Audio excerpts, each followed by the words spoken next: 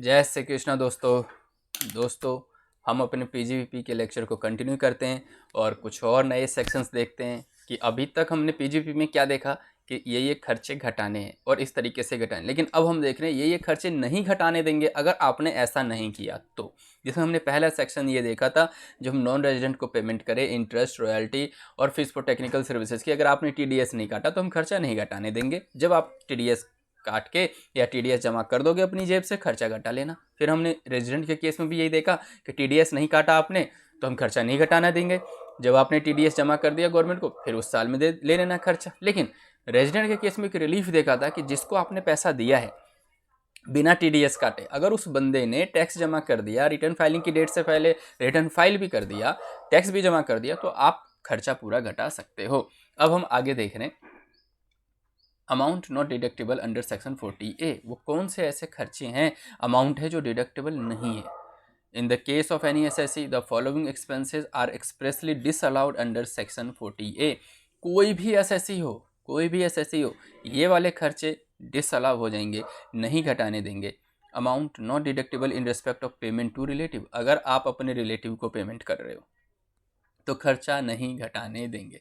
Any expenditure incurred by an SSC in respect of which payment has been made to the relative is liable to be disallowed in computing business profit to the extent such expenditure is considered to be excessive or unreasonable। मान लो आप अपने भाई से कोई सामान खरीदते हो, market price उसका 100 रुपये है और आप उससे खरीद रहे हो 150 पे, ताकि आप खर्चा ज़्यादा डिडक्ट करवा लो। तो ये जो 50 का जो डिफरेंस है ना, एक्सेसिव और अनरीजनेबल 50, उसकी डिडक्शन आपको नहीं मिलेगी, having regard to the fair market value of goods और सर्विसेज और फैसिलिटीज ईटीसी। लोग क्या करते हैं बिजनेस में, अपने जान पहचान के लोगों से गुड्स ले लेते हैं, सर्विसेज ले लेते हैं और बहुत महंगे दाम पे ले लेते हैं ताकि खर्चा घटाने को मिल जाए। और लेकिन ये सेक्शन ये कहता है कि जो भी अनरीजनेबल या एक्सेसिव खर्चा है, फेयर मार्केट वैल्यू से उसको कंपेयर करेंगे। 100 रुपये का खर्चा 200 रुपये में क्लेम कर रहे हो तो ये जो 100 रुपये तुमने एक्सेस क्लेम किया है ना, वो मैं नहीं घटाने दूंगा, वो डिसअलाउ हो जाएगा। तो लेकिन सर रिलेटिव कौन कौन से होंगे, रिलेटिव की डेफिनेशन देख लेते हैं। Relative means husband, wife, brother और सिस्टर और एनी लीनियर एसिडेंट और descendant of that individual. Husband आ जाते हैं, वाइफ आ जाते हैं, ब्रदर, सिस्टर और या तो उनके मदर फादर या इनके बच्चे या उनके ऊपर मदर फादर इन। ठीक है, लीनियर एसिडेंट और डिसिडेंट ऑफ दैट इंडिविजुअल। अब और देख लेते हैं ये सब्सटैंशियल इंटरेस्ट क्या होता है। A person is deemed to be have substantial interest in the business or profession if such person is the beneficial owner of at least 20% of equity capital in case of a company, or if such person is entitled to 20% profit of a concern of at any time during the previous year। Relative में वो लोग भी हो जाएंगे जिनका substantial interest है company में। Company में अगर किसी में, जैसे मेरी कंपनी में किसी बंदे का 20% से ज़्यादा का इक्विटी शेयर कैपिटल में उसका पोर्शन बनता है, तो उस बंदे का माना जाएगा कि इसका सब्सटेंशियल इंटरेस्ट है।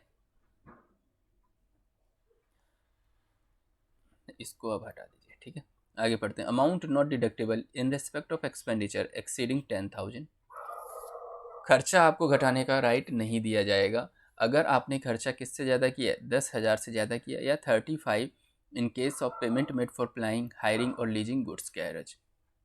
कैरेज मतलब या तो फिर ट्रक ड्राइवर को या फिर गुड्स लाने वाले को आपने 35,000 से ज़्यादा खर्चा किया है। No deduction is allowed if the following condition are satisfied. अगर आप ये 3 कंडीशन सेटिस्फाई करते हैं तो कोई डिडक्शन अलाउ नहीं होगा। The assessee incurs any expenditure which is otherwise deductible under other provision of the act or computing business or profession income, expenditure for purchase of raw material, trading goods and the amount exceeding rupees 10,000। 10,000 से ज़्यादा की payment कर रहे हैं आप। अब payment और aggregate of payment made to a person in respect of the above expenditure exceeds 10,000। अगर 10,000 से पेमेंट कर रहे हैं ज़्यादा तो the above payment made otherwise by an account pay, cheque, account pay, draft, electronic. Sir ये इसलिए ये सेक्शन कि कैश में आप किसी को 10,000 से ज़्यादा का खर्चा नहीं दे सकते। अकाउंट से पेमेंट करो जितनी मर्जी करी, payment account payee, check से करो, ड्राफ्ट से करो, है ना। आप किसी को कैश में पेमेंट मत करना। इसका मतलब सर यहाँ तो फिर एक अकाउंटेंट को ध्यान रखना पड़ेगा कि अगर कोई अकाउंटेंट किसी को पेमेंट कर रहा है तो वो कैश में 10,000 से ज़्यादा नहीं कर सकता, है ना। अगर वो 10,000 से ज़्यादा कर रहा है तो ये सेक्शन तो बोलेगा भैया तेरा खर्चा डिसअलाउ हो जाएगा। ठीक है जी, समझ में आ गया सर। लेकिन अगर ट्रक ड्राइवर है, गाड़ी माल ढोने वाला बंदा है, उसको आप 35,000 तक कैश में दे सकते हो। उससे ज़्यादा अगर करोगे तो वो भी खर्चा डिसअलाउ हो जाएगा। सर बहुत चीज़ें हैं जो एक अकाउंटेंट को हमेशा अगर माइंड में रख के चलें तो वो परफेक्ट हो जाएगा। The above payment is made otherwise than by an account pay cheque, account pay draft और use of electronic system cheque through an bank account. It is made in cash और बियरर चेक और cross demand draft. मतलब कि अगर cash में दे रहे हो, bearer cheque जिस पे कोई भी अपना नाम लिख के कर ले अपना क्रेडिट, तो ऐसे भी नहीं, क्रॉस चेक पे भी नहीं। डिमांड ड्राफ्ट मतलब ये कि क्रॉस डिमांड ड्राफ्ट जिसको कोई भी क्लेम कर सकता है। इन शॉर्ट अगर मैं बोलूँ कि अगर आप कोई भी खर्चा करते हैं और वो 10,000 से ज़्यादा का करते हैं, कैश में करते हैं, तो आपको वो खर्चा डिसअलाउ हो जाएगा। Note, if aggregate payment in a day, अगर एक दिन में aggregate payment otherwise than by an account pay cheque और draft to the same person in respect of expenditure exceeds 10,000, एक दिन में एक ही व्यक्ति को 10,000 से ज़्यादा का पैसा दे रहे हो कैश में, it will be disallowed under section 40A3 even if none of each payment in a day exceeds rupees 10,000। इसके बावजूद अगर आप कोई भी एक सिंगल पेमेंट 10,000 से ज़्यादा नहीं, मतलब ये 8,000 कैश में किया, 9,000 कैश में किया, 2,000 कैश में किया, 5,000 कैश, आपने एक ही बंदे को एक ही दिन में इतनी सारी पेमेंट कर दी, लेकिन पूरे दिन में तो देखें तो ये 10,000 को तो क्रॉस कर दिया है ना। तो ये लाइन ये कह रही है कि आप एक बंदे को चाहे 5,000, 8,000, 3,000, 4,000 करके दे रहे हो, लेकिन एक दिन में एक बंदे को आपने 10,000 से ज़्यादा दे दिया कैश में, तो वो डिसअलाउ हो जाएगा।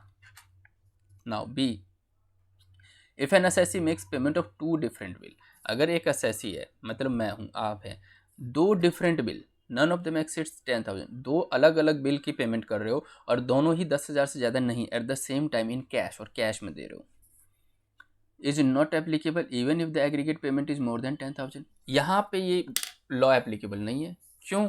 क्योंकि आपने 2 बिल की पेमेंट की है, 2 बिल, एक का 9,000, एक का 8,000, 10,000 से तो क्रॉस हो गया, लेकिन फिर भी ये यहाँ पे लॉ एप्लीकेबल नहीं होगा और आपको डिडक्शन मिल जाए। The attract is disallowance under section 40A3 both the amount of the bill और amount of payment should exceed 10,000। मतलब ये सेक्शन तभी लगता है जब बिल का अमाउंट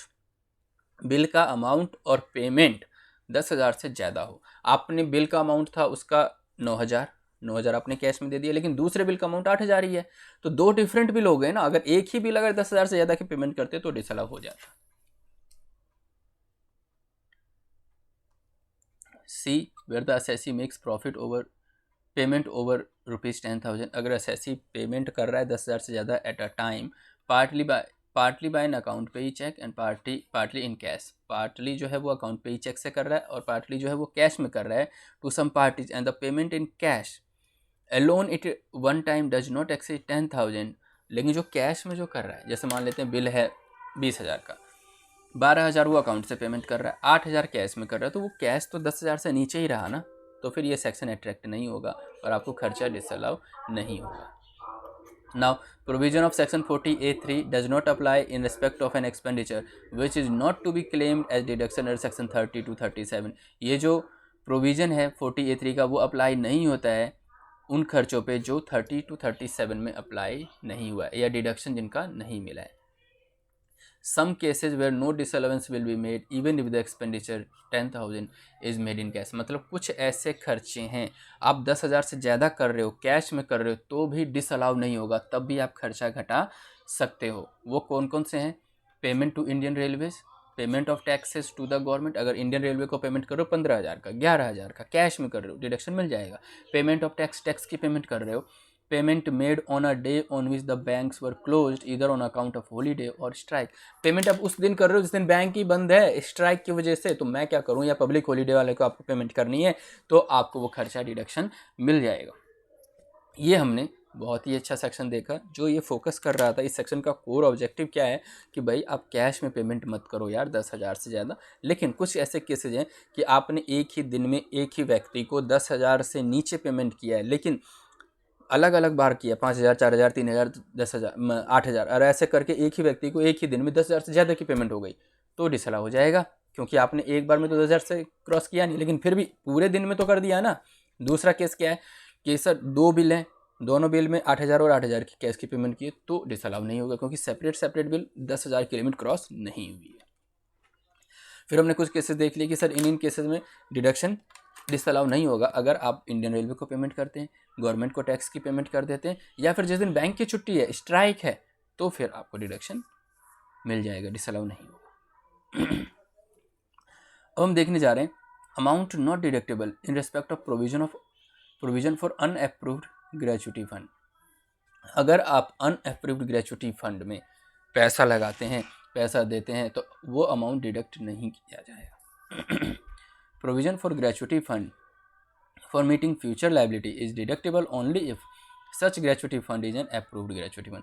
आपको डिडक्शन तभी मिलेगा जब आप अप्रूव्ड ग्रेचुटी फंड में पैसा देते हैं। अगर आप अनअप्रूव्ड ग्रेचुटी फंड में पैसा डालते हैं, लगाते हैं फ्यूचर की लायबिलिटी को मीट करने के लिए, तो वो डिडक्शन नहीं मिलेगा। In other words we can say that any provision for unapproved gratuity fund, कोई भी प्रोविजन जो अनअप्रूव्ड ग्रेचुटी फंड के लिए हो रही है वो डिडक्टेबल नहीं है। तो बस इन शॉर्ट इतना समझ लीजिए कि अगर अप्रूव्ड ग्रेचुटी फंड के लिए है तो आपको डिडक्शन मिल जाएगी, अनअप्रूव्ड ग्रेचुटी फंड के लिए पैसा आपने लगाया तो डिडक्शन नहीं मिलेगी।